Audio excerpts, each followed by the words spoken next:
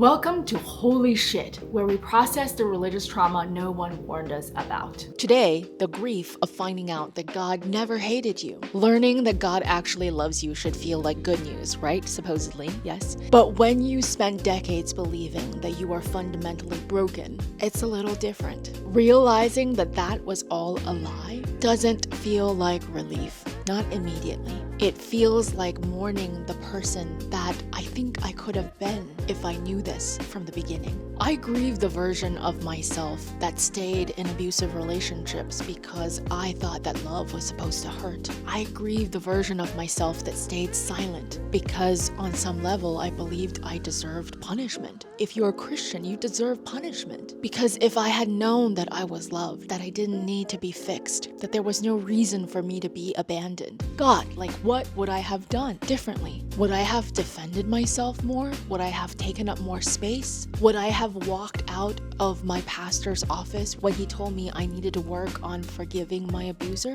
I grieve all the risks I never took because I was so busy trying to be perfect instead of trying to be myself. I grieve the years of shrinking and apologizing for existing in the space that was always mine to begin with. It's 30 years of apologizing for breathing, 30 years of trying to earn a love that was already mine. You know Romans 8, nothing can separate us from the love of God. But if nothing could separate me from the love of God, that means I was never separated from it in the first place. I was just told over and over again that I was. And so we grieve the lie. The hard part of that is no one has said to you explicitly, God hates you, because it's plastered everywhere that God is love. But that was never how it made you feel. And so the grief is quiet. It refuses to be publicly acknowledged. And I hope to make some public space right here for it, for your grief and for mine. We grieve the lie and celebrate the truth. And that grief